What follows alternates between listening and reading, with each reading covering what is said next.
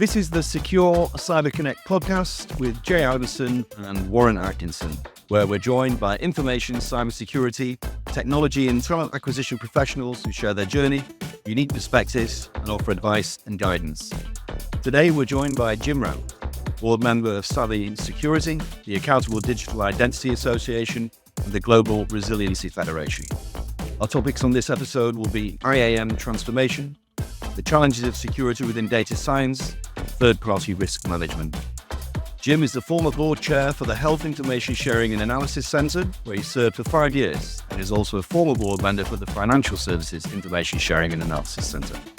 Jim is also the Chief Trust Officer for Saviynt, former CSO and CISO for American Express, DTCC, KPMG, Aetna, CVS, and MassMutual.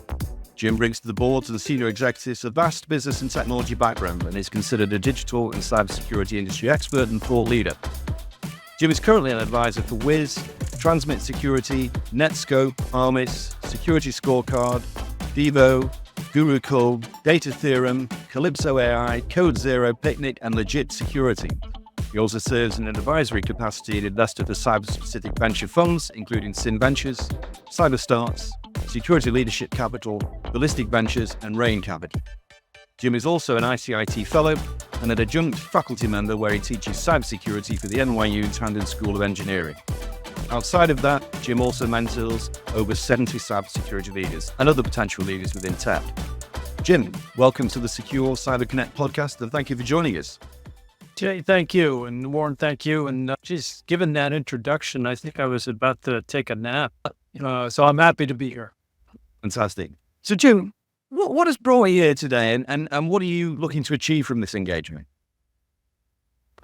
Well, I've been trying to convince the industry to change the way we work in cybersecurity to try to yield some greater efficiency and effectiveness in what we do in combating cyber criminal activity. And most of that is around using data science as a foundation for designing new cybersecurity control capability. But I got to be honest with both of you guys and your audience. I haven't been all that successful in convincing the marketplace to change dynamics. So it's been a humbling experience, but I still practiced it when I was a CISO, and I believe in it. And I think it has an opportunity to fundamentally be a game changer for cybersecurity professionals. So I'm continuing to advocate it and promote the concept, and maybe some of it will stick. Fantastic. Well, let's hope so. And if you'd like to share with us maybe something that you feel particularly proud of, excited about, or maybe just want to shine a light on that isn't typically on your LinkedIn profile. So one of the things I'm most proud of is, I believe the count is 14. There's 14 people that I've worked with in cybersecurity that are currently CISOs. And so that's kind of a statement in of itself, in that they were highly successful in kind of breaking through into a CISO role, and they continue to flourish in that role. And I hope I had some influence along the way that contributed to that. So that's certainly one thing that makes me proud every day. Indeed, quite the legacy. So today, one of the topics that we're going to be touching on is identity access management. I suppose the first question really would be, how should enterprise organizations go about considering business cases for maybe significant changes within identity access management in terms of addressing considerations and building those robust business cases? Yeah, it's a good question, Jay. And I get to see a lot of business cases as the Chief Trust Officer for Saviynt. And I would say the majority of the cases, if not almost every business case, is pretty traditional or conventional in attempting to upgrade technology for greater efficiency in throughput in terms of processing transactions, provisioning, deprovisioning, certification, kind of the core components of identity access management. And unfortunately, what's missing is an opportunity to reduce the amount of dependency on humans to do administrative tasks in identity access management. and put more emphasis on models applied to data and deviation of behavior driving automated workflow. So it's a kind of a generation ahead in terms of reducing the dependency on humans to process information, wrap context around it, and then take action, and replace that by having data and data patterns compared and then deviation driving automated workflow. There's tremendous opportunities to gain productivity and reduce or lower the cost of each transaction, meaning lower operating costs for the enterprise and far more effectiveness. That's really interesting. So, Jim, how do enterprises deal with the growth of cloud accounts and their configurations? Yeah, so the movement to cloud computing has really transformed the way that computing works, but the identity access management function hasn't necessarily kept up with that in large enterprises, specifically with legacy infrastructure. Identity access management was built into the fabric of on-prem computing.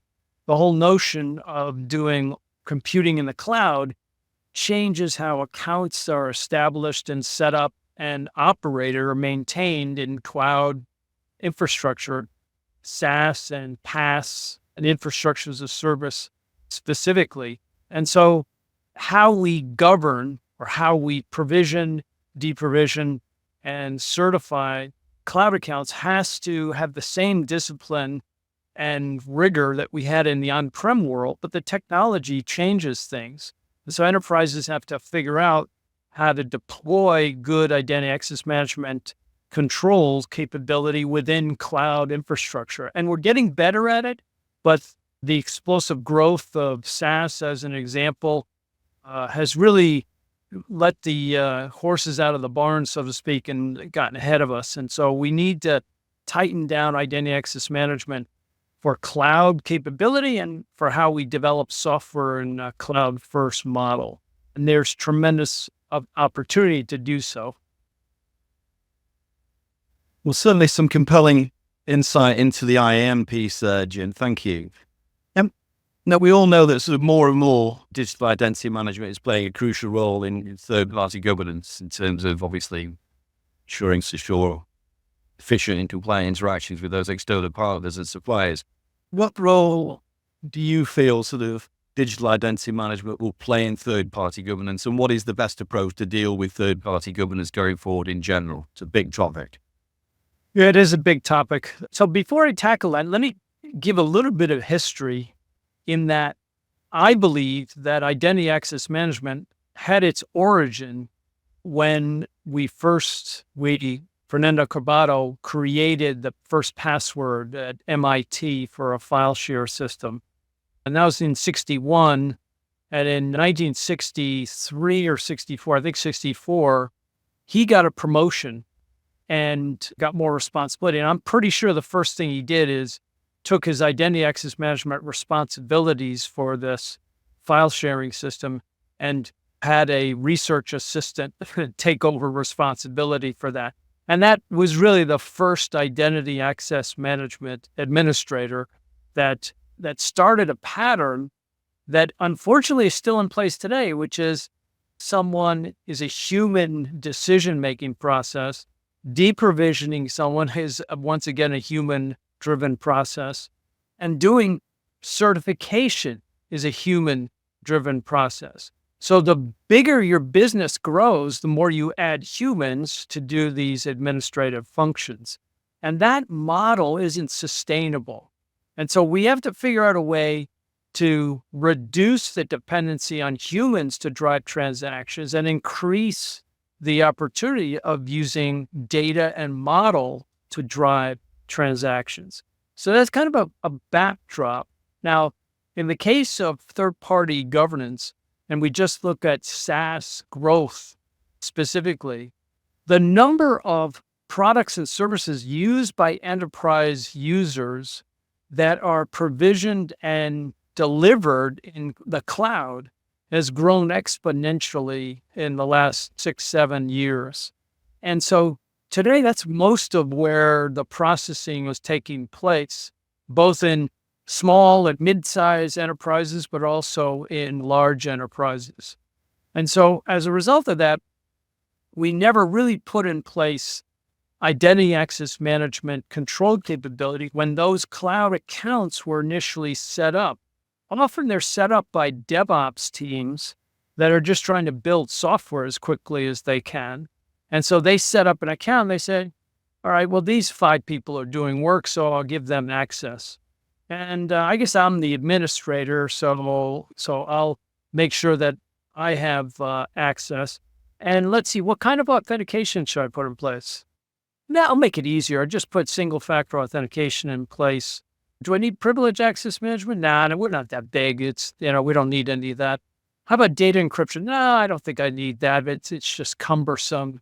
So what's happening is the provisioning process for the cloud account is being made by someone that's an engineer at heart that wants to deliver product as quickly and effectively as possible. Nothing wrong with that. They're not necessarily equipped to make all of the decisions that have security implications. And in a cloud environment, I would say there's upwards of 20 different decisions that have security implications that are made. And in the on-prem world, there might have been 1 or 2 decisions that were made that had security implications, but in the cloud world, very different. And so we, as an industry, have to get a little bit more mature in putting identity access management capability in the hands of those people that are doing provisioning for cloud accounts, and to set up the accounts configured the right way to have things like multi-factor authentication. We're seeing more and more events, security incidents specifically, that are impacting the software supply chain. And if you look at the root cause of the majority of them, they're because credentials are getting harvested and reused. And then criminals are then creating malware and embedding it into the software supply chain, impacting tens of thousands of enterprises in one fell swoop. And that has huge implications and business ramifications for the enterprise.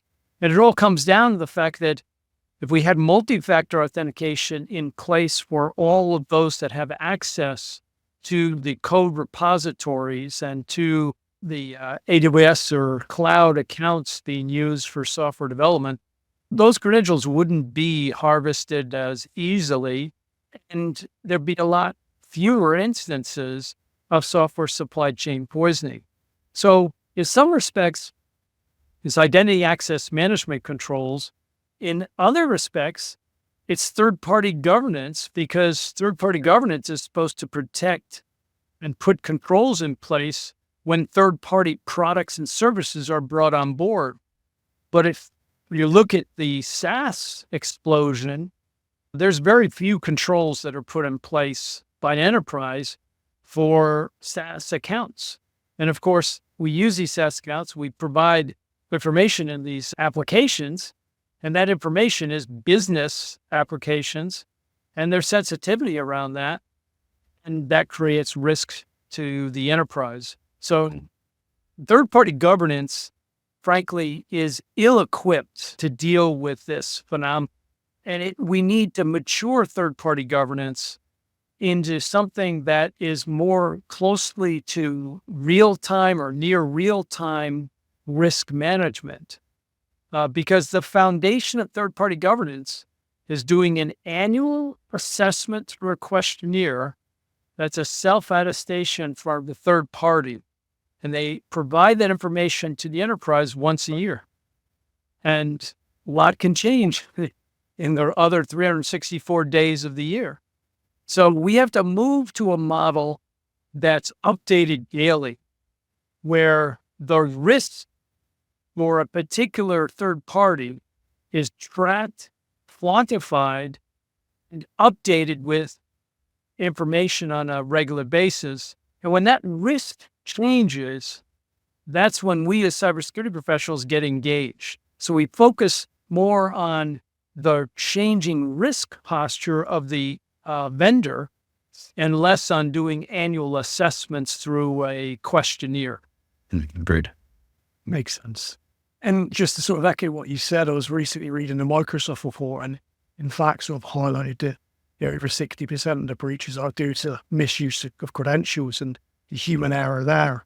A further report, it was come out, I think it was the Forrester Research one, indicated that 40% of enterprises are actually, we're looking to utilize and probably roll out two-factor authentication over the next 24 months, a further 90% sort of further on that journey.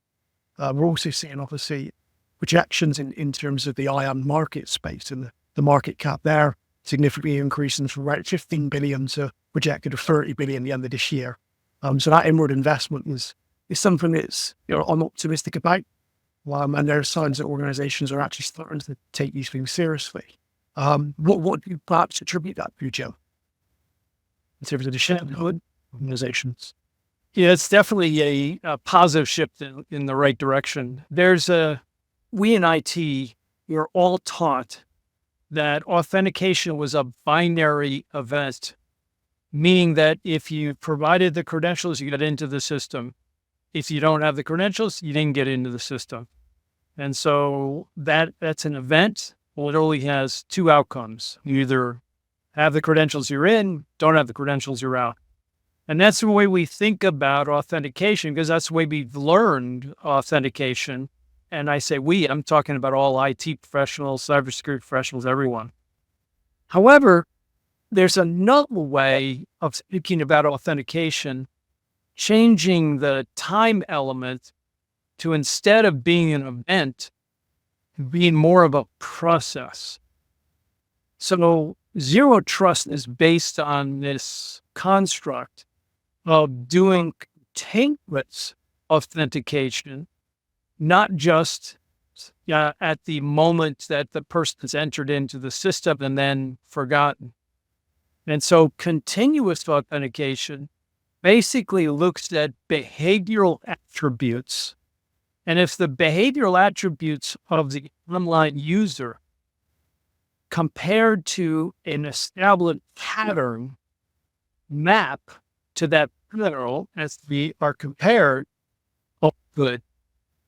However, if there's any deviation of pattern, that deviation we measure, the deviation is high enough or significant enough based on the measurement, then that can trigger automated workflow, and action can be taken immediately based on the deviation of pattern. No human has to be in that loop. This is all done through automation by applying data science in terms of looking at data analytics, comparing it to a pattern, measuring the deviation, and then triggering an automated workflow as a result. Now that sequence is more of a continuous model. It's really much more aligned to the way that operational risk management is evolving to be more of a risk management process as opposed to exclusively a risk assessment process at a point in time. And so the evolution of advanced authentication has to move into this realm of continuous authentication, allowing models to do a comparison against pattern across many different attributes, all of which is available online, and then triggering the right response without a human. And then the human looks at the transaction flow, looks at trends, and makes some adjustments. That's continuous authentication. And that's really an advanced authentication method. But we have products and capabilities today to enable it. This isn't something futuristic. We actually have tried and true products to implement this today. Many enterprises have already done so in terms of moving away from passwords into passwordless options and towards continuous behavior-based authentication.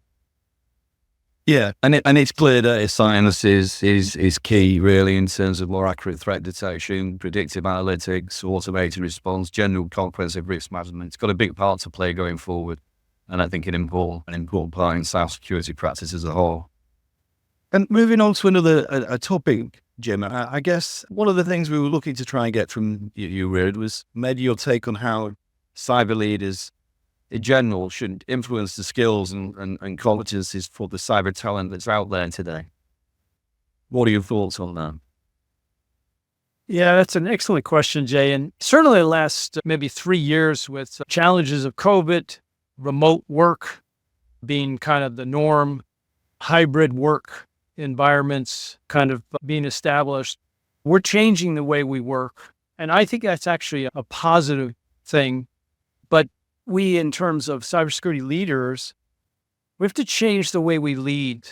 And a lot of HR support in large enterprises, particularly, have grown up or been established and evolved under a different employee-employer agreement. So as an example, when I started in working for corporations, I was told what training I would take, would I have access to and would take, and what time, and what my career path was. Now, I could choose different career paths, but depending on the career path that I chose, the company decided what kind of training and education that I would have an opportunity to take advantage of, and when that would take place, and pretty much when I would be promoted. Now, the contract, if you will, was based on this assumption that if I perform well and contribute at a high level, then I never have to leave the enterprise. So I could work in that enterprise for the entire duration of my career. And so even though that didn't necessarily happen in all cases, HR systems were set out based on that premise. And that was the baseline contract between an employee and employer. I'm describing that because for most employees today that have entered the workforce in the last 10 years, that's an absurdity. That doesn't work that way. If I want to learn something new, I'm going to take matters in my own control and I'll go find another job. And I'll make sure that I have marketable skills so I can get another job. And I might work for 5 companies over 5 years. And that might have been frowned upon at one time, but not today. The whole employer-employee relationship is fundamentally different. And so what I believe is that a leader has fundamental responsibility to serve others. And that means that other people, or employees, don't serve the leader. And a lot of us grew up in a corporate environment where we thought our job was to serve the leader. And it doesn't work that way. It's the opposite. Leaders have a responsibility to serve the employees. And specifically, the most important dimension of serving employees is to help enable their desire interest to learn marketable skill. Our job as leaders is to give employees an opportunity to learn the skills that they choose that they want to learn. Now, it's kind of similar to the way a charitable giving program works. In a charitable giving program, the individual makes a personal decision. I'm going to invest my time and treasure in promoting cancer research. Why? Well, I had a family member that passed with cancer. It's near and dear to my heart. It's a personal decision, but that's what I want to do. Then the enterprise says, well, if your cancer research charitable organization meets this criteria, we'll match your. So that matching gift gives twice as much to that cause. The individual still makes a personal decision, but the enterprise says under these terms and conditions, we'll help you with that in terms of a gift. Well, professional development should be the same.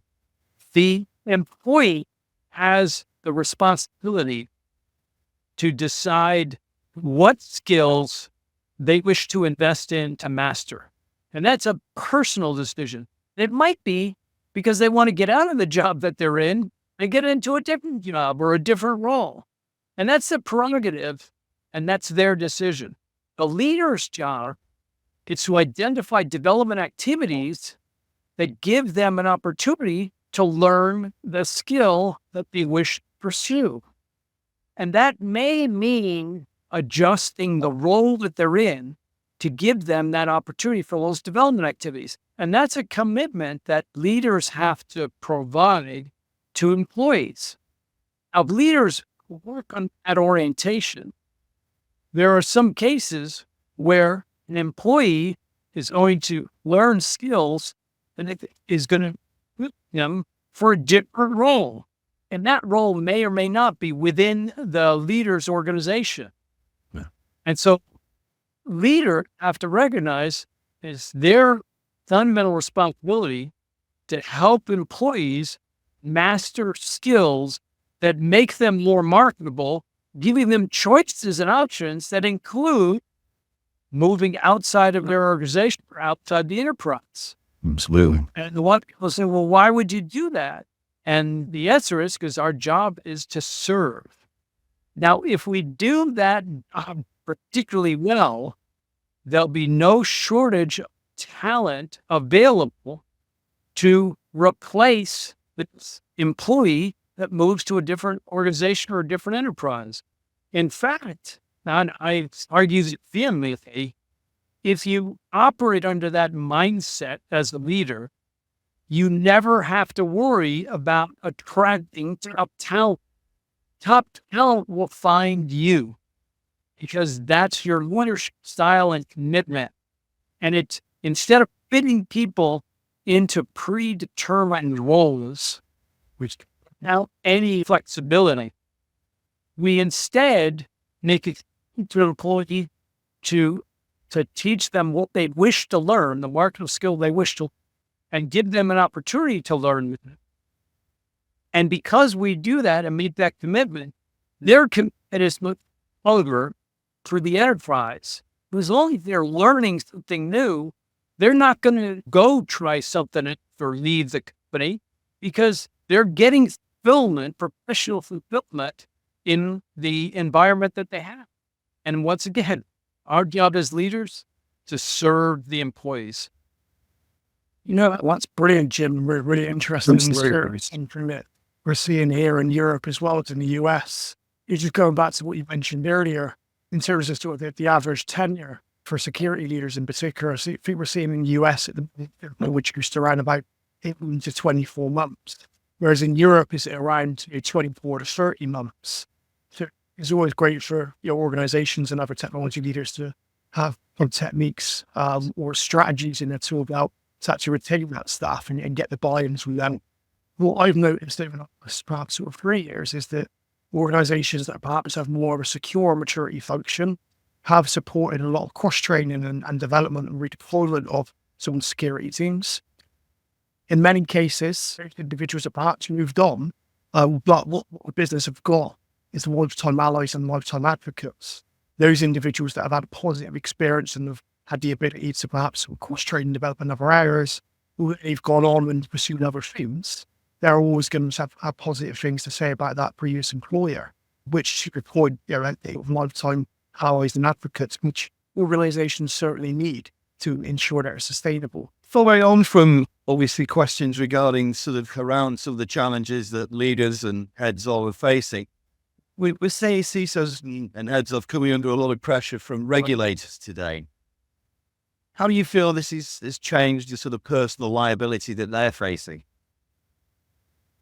Yeah, it's an excellent point because from two trigger events that were not at all connected, but one was related to an SEC action against a company that had SolarWinds had a major data breach that impacted their customers, and it's a software supply chain poisoning kind of attack that had huge ramifications. And their CISO was eventually censured by DC and really in a way that was almost targeted, almost like they were trying to use this as a specific case to say that CISOs had to report cybersecurity incidents sooner and have to provide more accurate information in ongoing reporting to regulators. And so that was one civil case. There was a criminal case where Uber was essentially their CISO or former CISO was identified for criminal negligence and 2 different felony counts and was convicted. And fortunately, the judge decided not to apply a sentence of incarceration. But both of those events shook the cybersecurity world and CISOs in particular, because now personal liability kind of ratcheted up quite a bit. And there are really a couple of dimensions to that. So the first dimension is that regulators, law enforcement, and audit professionals really have to have positive relationships with cybersecurity professionals for both parties to do their jobs effectively. And there has to be free flow of information and as little constraint around the flow of information between a CISO and an auditor and a regulator and ultimately law enforcement. And many different leaders in government agencies in the last 20 years have fundamentally pushed for change and evolution to enable more information sharing between the private sector and the public sector.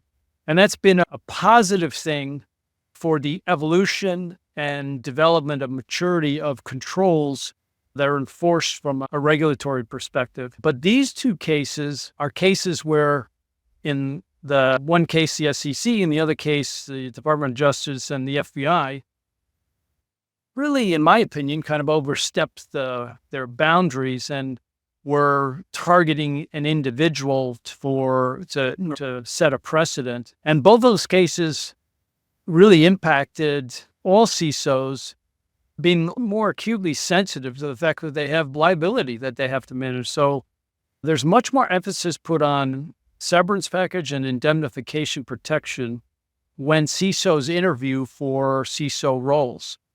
And I'll give you an actual data point. I was asked to do a search for a CISO. I'm not a search professional, but I was asked to do a search for a CISO for 2 different companies in Silicon Valley. This is maybe last year. And I got a whole bunch of candidates. Well, 2 of the 14 candidates who were well qualified and had experience as CISOs told me that if the job opportunity was for a CISO, they wouldn't take it. They wanted to continue to work in cybersecurity, but they were not interested in being a CISO. And there's only one reason. It was because of the personal liability risk that they felt was too great and they'd rather work. And that's pretty telling and really a healthy outcome as a result of the enforcement that regulators demonstrated. So from my perspective, I've always been advocate of information sharing. And when I was with the ISACs, we did that. And that meant sharing with government agencies. And some of those government agencies really weren't allowed by law to share information with the private sector. But it's still, there was a fundamental requirement from my perspective, to share information and to do so to help grow the maturity of the cybersecurity industry and frankly, help auditors and regulators do their job more effectively. And an example is we talked about data science and driving cybersecurity control capability. Well, that means that the auditors, they're auditing the processes using data science, have to know how to test the efficacy of the models that are driving the controls. Our job in cybersecurity is actually to help them learn how to do their job, which changes when you use models. It's a different way of doing attestation. And our job is to help them and to give them education support to do their jobs effectively, because we depend on their jobs just as much as they depend on ours. So I'm much more of the mindset that says there should be high-level collaboration and information sharing between the private sector and the public sector.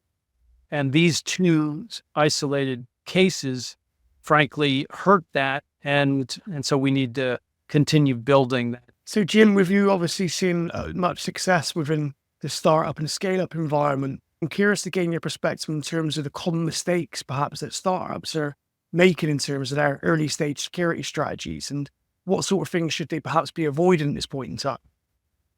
Yeah, probably the most common mistake that early stage companies make is that they feel that their initial, typically when they have seed round investment, they're bootstrapping, one person's doing 3 different roles because that's all they have. And they kind of have this sense that someday we'll grow up, mature, and then we'll need a CISO. And so in the absence of that, there's not a whole lot of focus or emphasis on cybersecurity. Well, and it's not really neglect. It's simply CEOs doing what they think is most urgent. And they have a list of 20 things that they have to accomplish, and they basically usually get to attack maybe the first 10. And so the things on the other 10, they don't typically get addressed, at least not until they hire more people.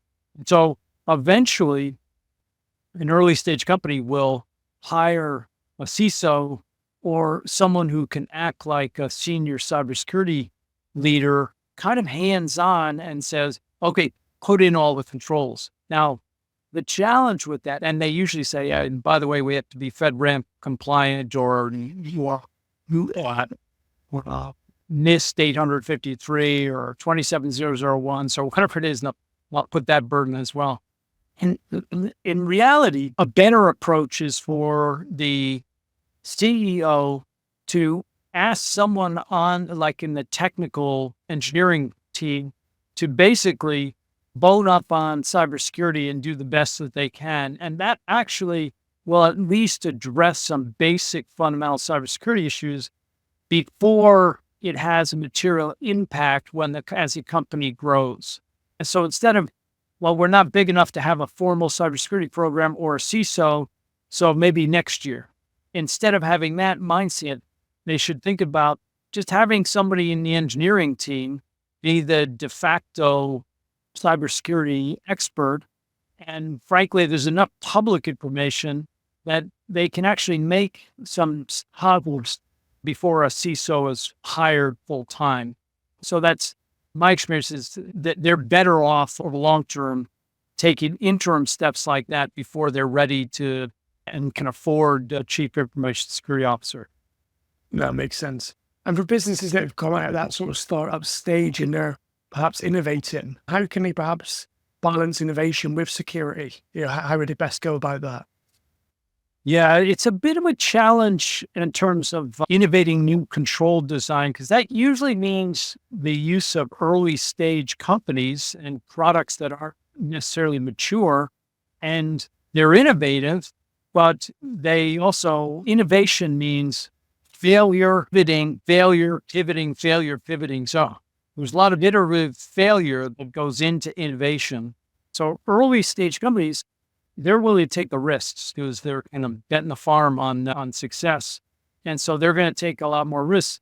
So early stage companies that work with other early stage cybersecurity products, typically they don't have the engineering bandwidth to look at 10 products versus one. They pick one, and if that one is successful, well, good. But if that one just doesn't fail to scale, that's a problem. So that's kind of the trade-offs that they look to make.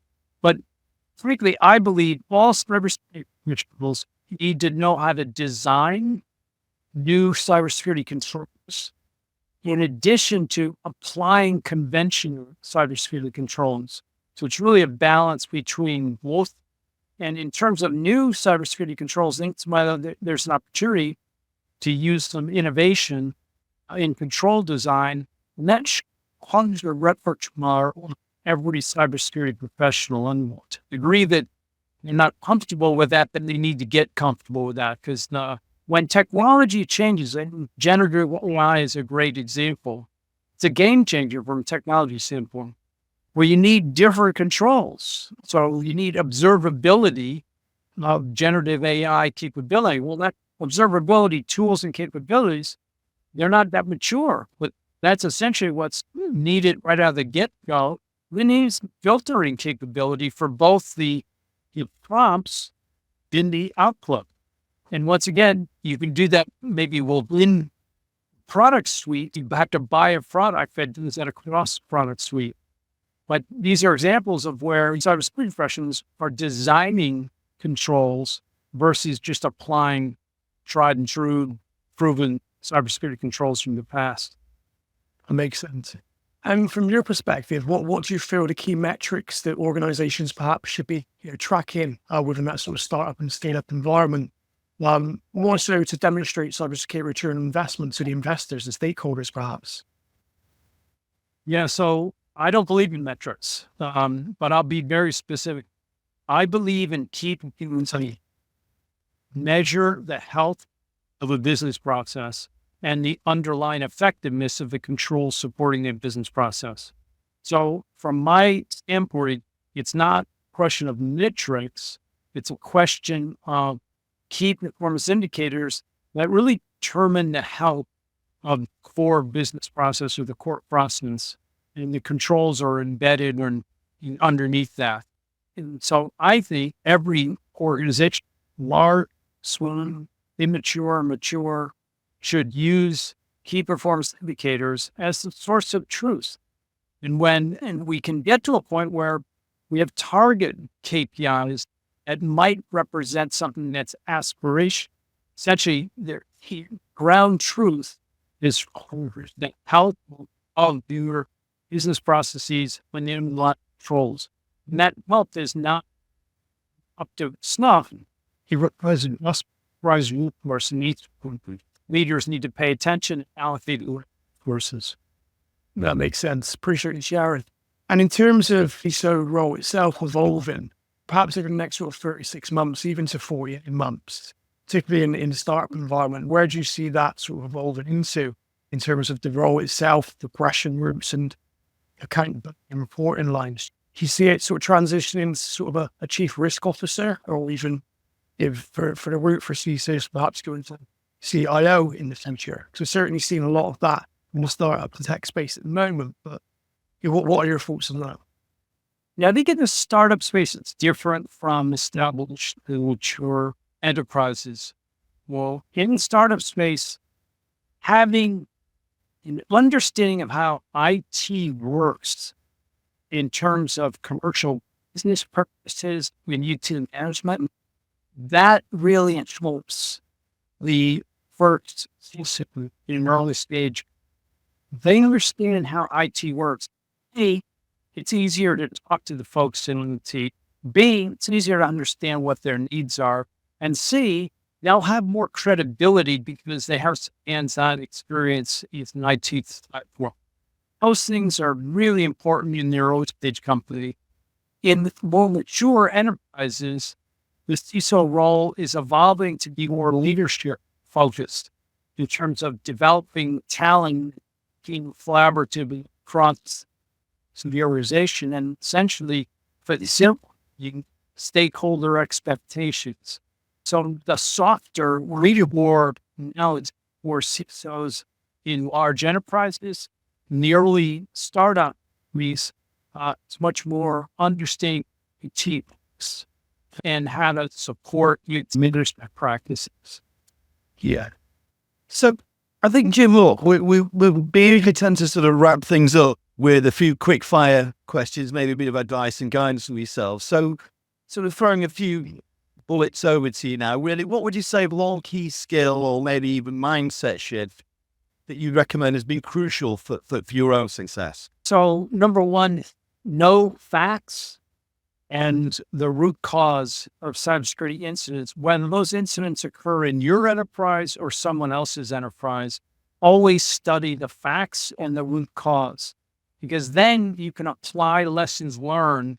And the best example is if my company suffered an outage and business disruption event because, let's say, an endpoint agent failed, then even if I didn't experience that in my enterprise, I want to learn from the experience of the incident in another enterprise and apply the lessons learned in my enterprise. That's resilience. That's cyber resilience. And that's a behavior for cyber resilience that's absolutely essential.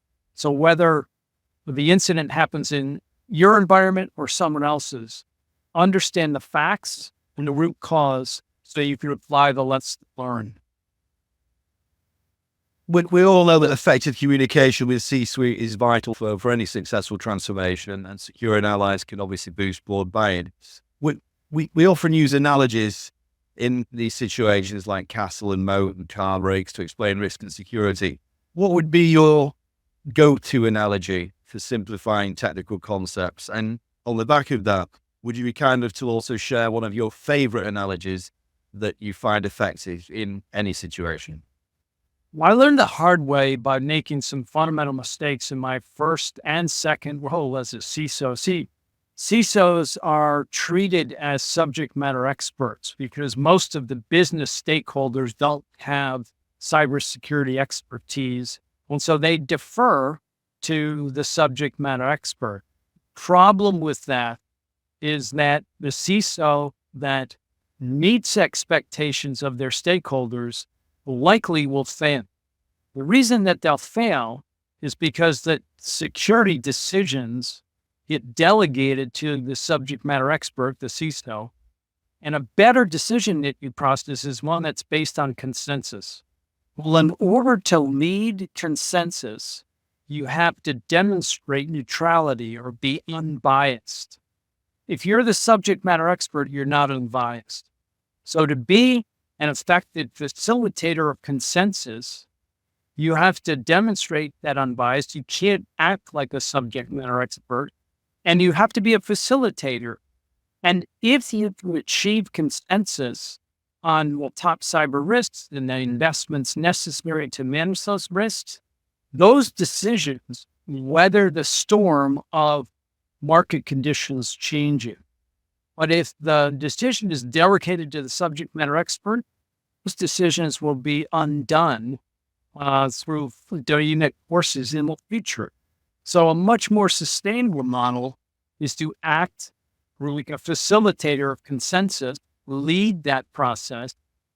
And I learned that the hard way when I was first-time CISO. And I didn't apply those words going forward, and I think that's what effective stakeholder expectation management is all about. That's brilliant. And from your standpoint, when you've transitioned from being that more of a technical SME into a role as a sort of a business enabler, perhaps, when you are communicating sort of technical issues to non-technical people, what analogies are you perhaps using? We've seen individuals use the moat in castle, for instance, or the car windshield to communicate security and risk. How do you effectively communicate there? Is there a sort of a go-to analogy that you use, perhaps? Yeah, I don't particularly like the moat in the castle analogy. It's a little too simplistic and puts a boundary between the business professional and the cybersecurity profession that's actually be more disruptive over the long term. So I fundamentally believe that any business professional will understand risk management. So our job in cybersecurity is language in business, meaning that if we make this decision, we reduce our operating cost, or if we make that decision, we reduce our total cost of IT ownership. And therefore, that's a good decision to make for the business.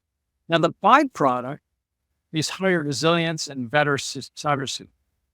The reason for making that decision is a lower cost IT or a lower operating. And the majority of cybersecurity decisions can be made in the context of normal business decisions, which nothing mythical or different not cybersecurity. That said, I stay away from mesh the probability of this. And there's a lot of scientists playing into that. Works okay in some large enterprises, well, you've got scale across who's involved with this. It gets in the way making fundamental business decisions. So I avoid measured probabilities. I'd much rather say we're spending X money today, instrument X minus Y tomorrow. We make these changes. It's in our best interest to do that. And oh, by the way, a bike was beat. Which means that you're positioning it more so as opportunity as opposed to risk, which is a positive thing to do, I think. Yeah, I think that's accurate. Well, Jim, look, we've certainly covered some fascinating topics today and the challenges you faced and some of the strategies you've utilized to overcome them. What does the future hold for you? Well, the future for me is continuing to have the right balance between the work that I do. Work is fulfilling for me, and I want to continue because my parents and their parents had a definition of retirement as not working. And I think the definition of retirement today is working for fulfillment, like doing fulfilling work. And so I achieved that optimal balance, and I'd like to continue that. And life is more interesting and fun as a result of that. So I never want to stop work. That's good. I know I mentioned at the top of the session, you've obviously been developing a new security leadership course. If individuals sort of want to learn more about that or actually reach out to you, inside the Secure CyberConnect community platform itself, how best can they reach out to you to discuss the course and obviously what you're doing at the moment? Yeah, the course is offered at the NYU Tandon School of Engineering, and it's a course on how to be a CISO. And there's 6 modules to it. You have to take 4, I think, and 2 are elective. So in the course design is based on teaching cybersecurity professionals how to be a CISO based on everything that I learned that I was never taught or that I never read in a book. So it's focusing on those things that I learned the hard way by making mistakes. Or the intent is that those that take the course come out with an ability to function as a CISO without making the mistakes that I would first-time CISO and benefit from the scar tissue from my experience and enabling them not only to demonstrate behaviors of cyber resilience, but to get an enterprise supportive of cyber resilience behaviors. And so there's a little bit of art in it, or science for what they get. So anybody can, NYU Tandon School of Engineering, just do a Google search on CISO and you'll see the course. Fantastic. Well, we'd certainly like to thank you, Jim, the community and all our listeners, as we trust you found value in today's session. To continue the discussion and for a more sustained engagement, we invite you to join the Secure CyberConnect community, where we're going to be offering a range of collaborative solutions for both technology and security professionals at no cost. These will obviously include expansive community access, cross-sector mutual mentoring programs, weekly online networking sessions, and a range of exclusive interviews, panel discussions, and masterclasses. To learn more and gain access to the Secure CyberConnect community and all our initiatives, please visit secure-recruitment.com/cyber-connect/. Thank you.